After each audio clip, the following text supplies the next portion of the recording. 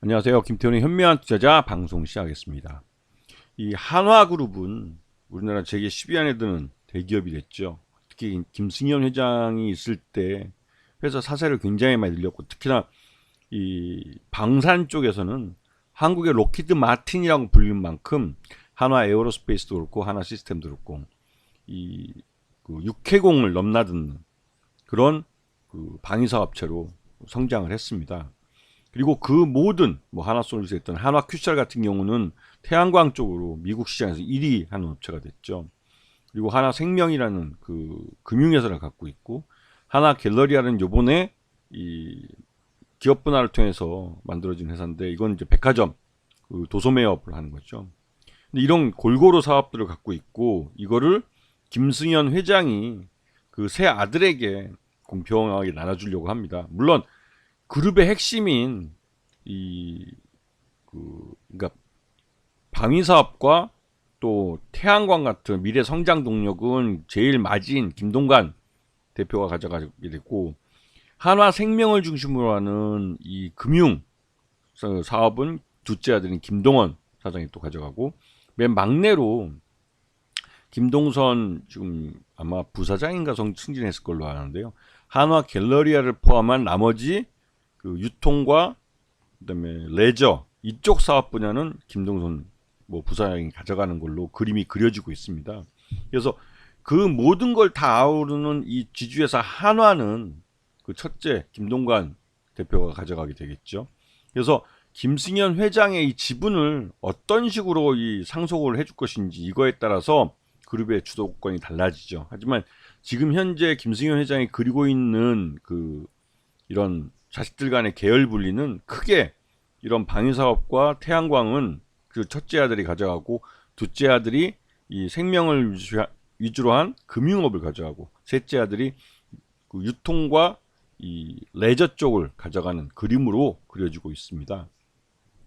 그래서 이 한화의 이 지주회사 한화가 한화 오션을 인수하면서, 이게 이제 한화 에어로스페이스 계열사로 한화 오션을 인수한 건데, 그 한화 오션이 예전에 대우조선 해양으로 굉장히 등치가 큰 놈입니다. 그러다 보니 첫째 아들이 가장 많은 걸 물려받게 됐고, 둘째와 셋째, 특히 셋째에게는 좀 두 형보다는 굉장히 좀 약소해 보이게 되는 거죠. 그래서 셋째에게 뭔가 좀 더 주지 않을까, 그래서 M&A를 더 추가로 하지 않을까라는 기대감이 시장 내에 있기는 합니다.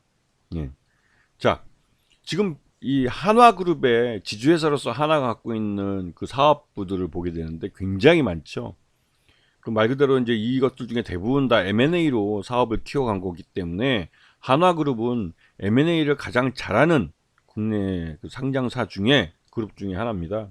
그래서 실제로 신규 사업으로 하고 있는 이 사업들은 대부분 다 M&A를 통해서 이 지주회사가 계열사로 가져간 것이죠. 그래서 지주회사 한화는 자회사의 상표권, 사용료, 그다음에 배당금, 이러면 지분법 손익이 가장 주요한 실적이 되고 있습니다. 그래서 연결 회사들 부문별 손익을 보시게 되면 건설업과 화학 제조업만 지금 적자를 나타내고 있을 뿐이지, 나머지는 다 그래도 골고루 수익을 내고 있는 알짜배기 회사들인 걸 알 수가 있죠.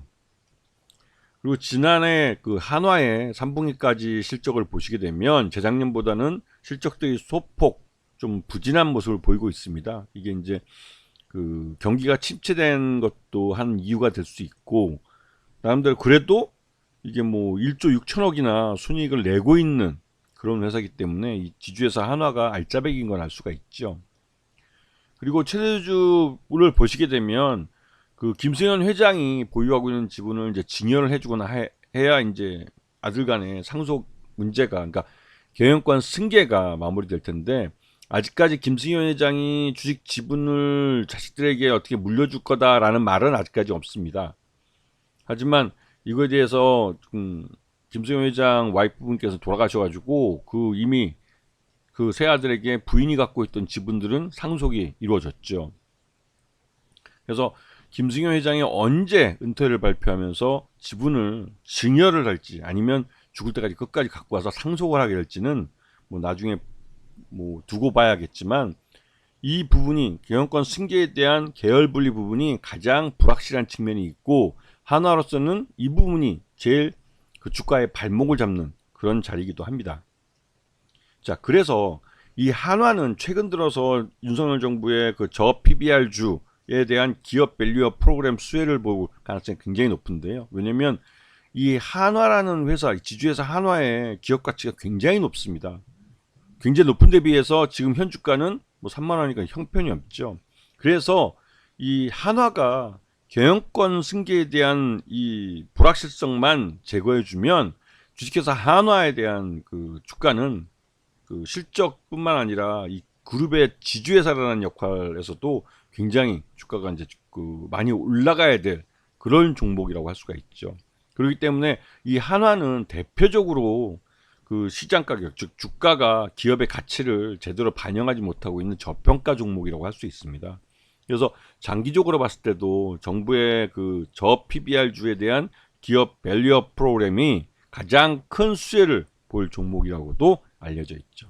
이런 부분을 감안해서 한화라는 이 지주회사를 그 투자를 결정하실 때 고려해서 판단을 하셔야 될 겁니다. 아시겠죠? 자, 오늘 방송 여기서 마치겠습니다. 감사합니다.